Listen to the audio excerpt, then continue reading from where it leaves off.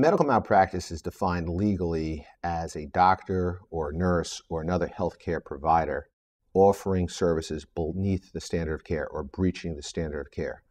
In layman's terms, it's medical negligence. Similar to an automobile driving through a red light is automobile negligence, a doctor performing the wrong type of surgery, a nurse administering the wrong type of medication, a physician failing to follow up on a complaint or diagnose a problem properly is known as medical negligence. Some of the more common types of medical malpractice, unfortunately, are in the emergency room setting, where for a lot of reasons, sometimes a combination of lack of staffing, lack of training, poor communication, poor follow-up, we see some of the worst type of medical disasters. But medical malpractice is by no means limited to the ER. Medical malpractice happens every day of every week, of every month, of every year in a doctor's setting, in a doctor's office, in a hospital, in a surgical suite, in terms of follow-up between a provider and a physician.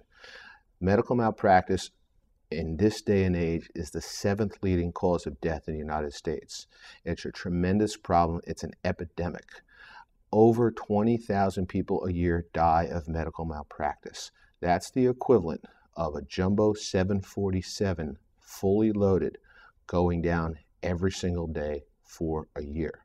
That's how pervasive and significant the problem of medical malpractice is in the United States today. In terms of who's responsible, it's important to think about what the patient expects. When we go to a doctor, or we go to a therapist, or we go to a specialist, we expect them to have basic minimum training to properly diagnose easily diagnosed problems, properly treat easily treatable problems.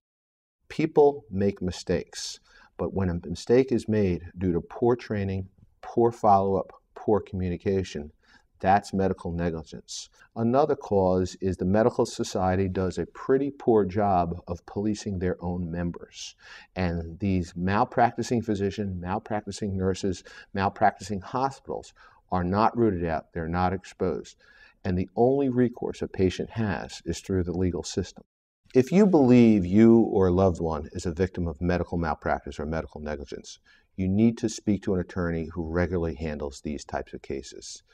There's a select small percentage of attorneys who handle these types of cases. At the Locks Law Firm, we've been handling these cases for 40 years.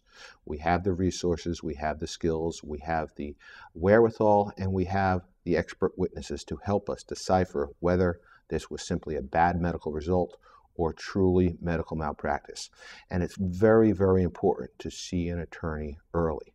If you believe you or a loved one are the victim of medical negligence, it's important to call the Locks Law Firm now.